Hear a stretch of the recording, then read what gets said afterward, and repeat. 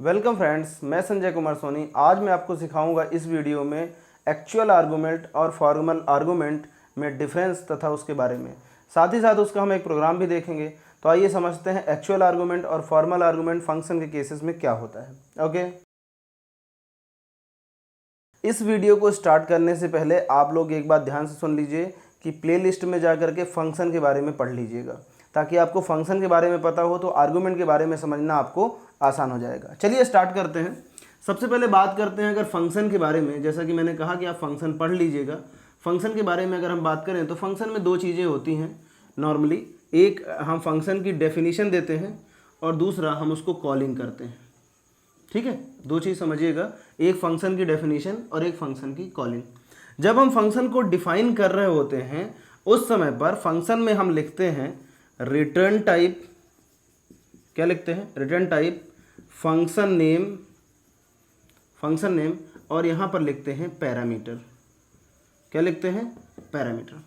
Similarly जब हम call कर रहे होते हैं तो हम केवल फंक्शन नेम लिखते हैं और यहाँ पर पैरामीटर या आर्गुमेंट लिखते हैं। ठीक है, इतनी बात क्लियर है।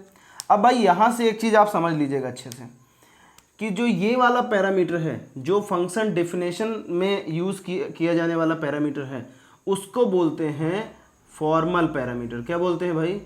Formal parameter. क्या बोलते हैं? Formal parameter.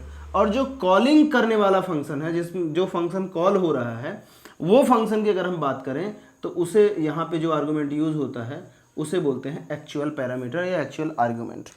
ठीक है, ये उसका की पॉइंट है। अगर कोई बोलता है कि भाई फॉर्मल आर्गुमेंट या फॉर्मल पैरामीटर क्या होता है, तो आप बताएंगे कि फंक्शन के डेफिनेशन में यूज होने वाला पैरामीटर फॉर्मल पैरामीटर या फॉर्मल आर्गुमेंट कहलाता है।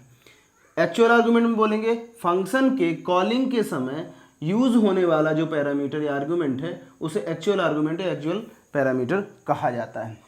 अब ध्यान से देखिए, फंक्शन डिक्लेयर कैसे करते हैं। फंक्शन डिक्लेयर करते हैं जैसे सपोज करिए इंट, कोई भी फंक्शन नेम सम, और यहाँ पर हमने लिखा इंटीजर a इंटीजर b। ठीक है, ये हमने एक फंक्शन बना लिया। ठीक है, और जब कॉल करते हैं तो कॉल कैसे करेंगे? सम, और सपोज करिए a और b की जगह हमने 2 और 3 ले लिया।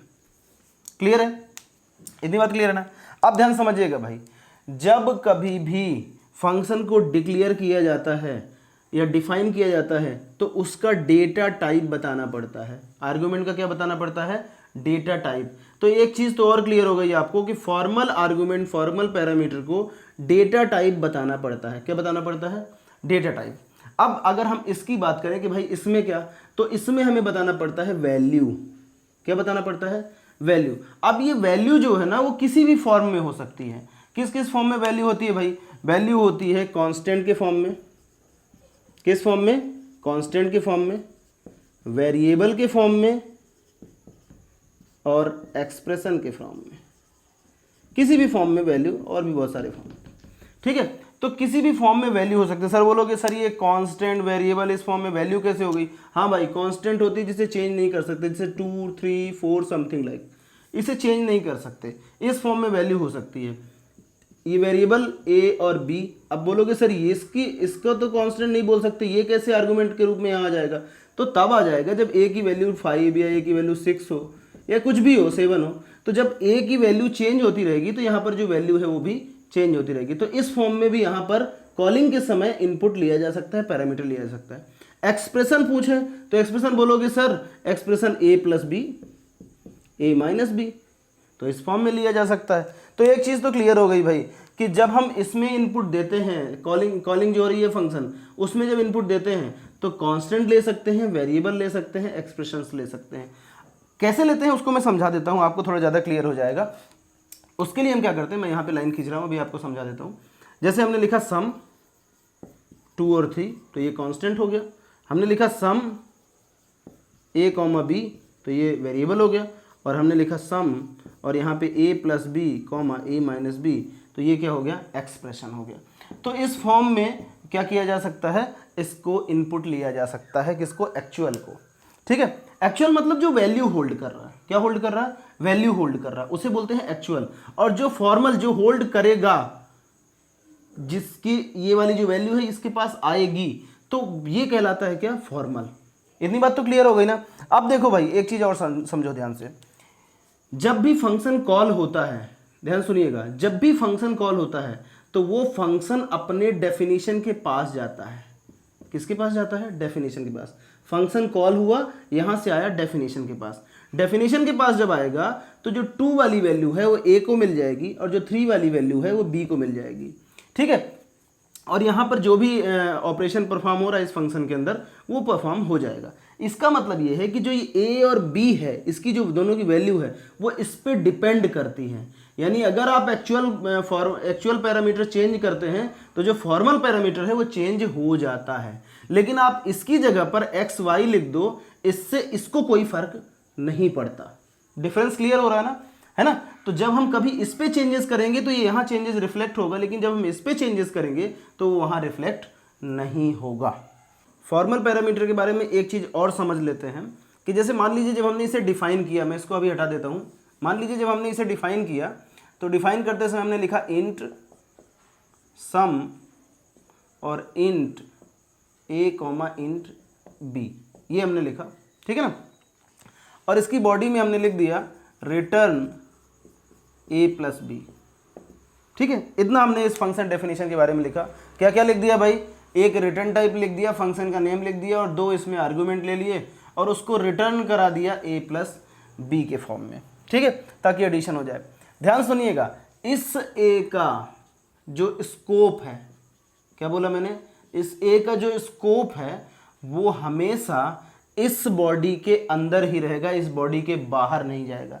यानी इस वेरिएबल को हम ये कह सकते हैं कि ये सिमिलर टू लोकल वेरिएबल होता है। क्या होता है भाई, लोकल वेरिएबल के इक्विवेलेंट हो जाता है।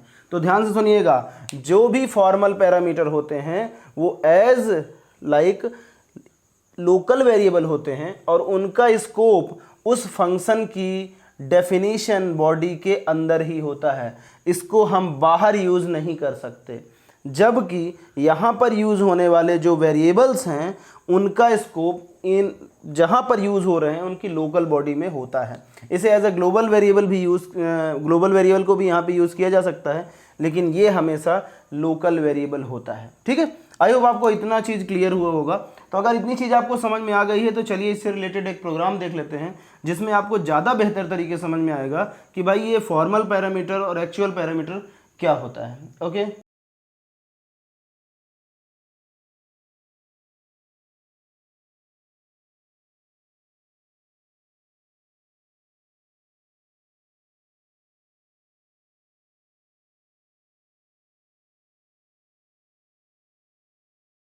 आइए इसे एक प्रोग्राम के थ्रू समझते हैं। तो सबसे पहले एक फंक्शन का नाम लिख लेते हैं, वॉइड inc। इंक्रीमेंट का एक फंक्शन बना रहा हूँ जिसमें एक इंटीजर लेंगे, उसे इंक्रीमेंट करेंगे। उसे क्या करेंगे, इंक्रीमेंट करेंगे। अभी उसे मैं डिक्लेयर करके छोड़ रहा हूँ। इसे पहले यूज़ कर लेते हैं फिर डिफाइन कर लेंगे, ठीक है। ये डिक्लेरेशन कैसा होता है, डेफिनेशन कैसा होता है, ये सारी चीज़ों के लिए आप हमारा फंक्शन वाला वीडियो ज़रूर देख लीजिएगा, ठीक है। यहाँ पर एक वेरिएबल ले लेते हैं इंटीजर b और उस b की वैल्यू को 10 असाइन कर देते हैं, ठीक है। यहाँ पर हमने b की वैल्यू क्या असाइन कर दिया, 10। यहाँ पर एक प्रिंट एफ लगा देते हैं, print F before function call a is equal to percentage of d। a की वैल्यू को कर लेते हैं क्या, प्रिंट। हमने क्या किया, सॉरी a ले लेते हैं, a की वैल्यू को हमने क्या कर दिया, यहाँ पे प्रिंट कर दिया, ठीक है। इतनी चीज़ तो क्लियर है। यहाँ पर a की वैल्यू को हमने क्या कर दिया है, प्रिंट। नॉर्मली 10 प्रिंट हो जाएगा।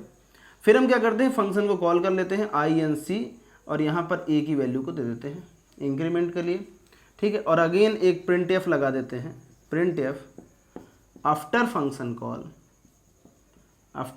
Call a is equal to percentage of d और a। अब हमने क्या किया, फंक्शन कॉल होने के बाद a की वैल्यू को क्या कर दिया, क्या, प्रिंट। और इसको यहाँ पर मेन फंक्शन को यहाँ पर कर देते हैं क्या, क्लोज, ठीक है।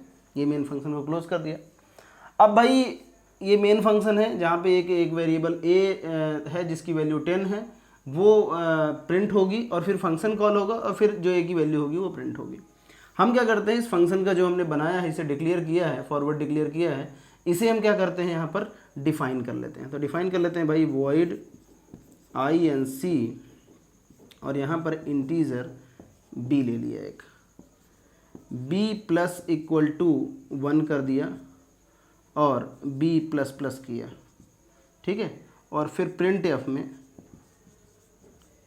में हमने value of b is equal to percentage of d और इस बार हमने b की वैल्यू को क्या कर दिया, प्रिंट कर दिया और इसको क्लोज कर दिया। अब ध्यान से समझिएगा कि हमारे पास हमारा जो प्रोग्राम है मेन फंक्शन से स्टार्ट होगा, a की वैल्यू 10 है, ठीक है। सबसे पहले यहाँ पर लिखेगा before function call a is equal to 10, यहाँ पे क्या प्रिंट हो जाएगा 10। यहाँ आएंगे फंक्शन कॉल होगा तो इसका डिक्लेरेशन देखेंगे, डिक्लेरेशन यहाँ पे मौजूद है। डिक्लेरेशन के बाद उस डेफिनेशन में जाएंगे, तो डेफिनेशन में जब आए तो यहाँ पर ये जो वैल्यू a की मिल रही है वो किसको मिलेगी भाई, वो मिल जाएगी b को।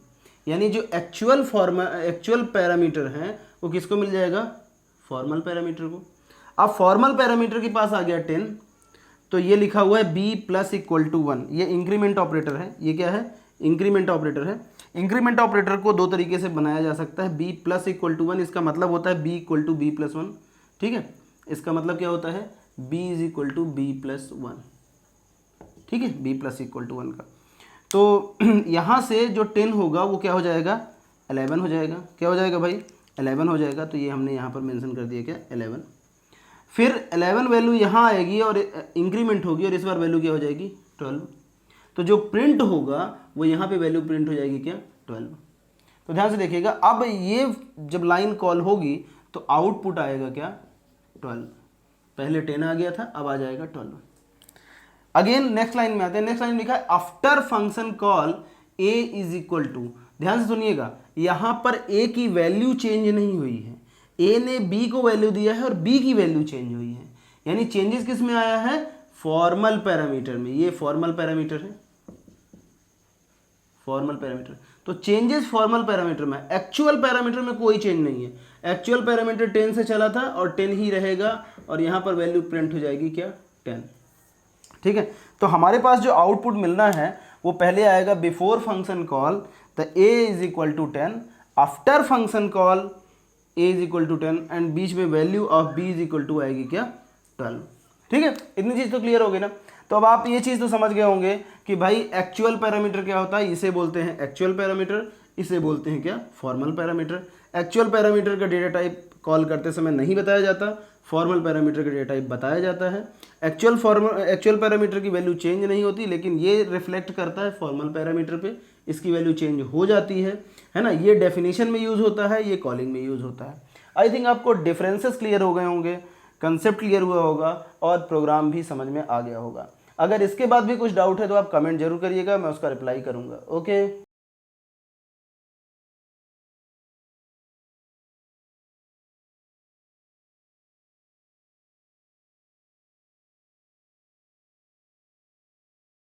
वीडियो में अंत तक बने रहने के लिए बहुत बहुत धन्यवाद। वीडियो अगर आपको पसंद आया है तो एक बार लाइक ज़रूर करिए और अगर आप इस चैनल के लिए नए हैं तो सब्सक्राइब कर लीजिए, इसे अधिक से अधिक शेयर करिए। Thank you so much.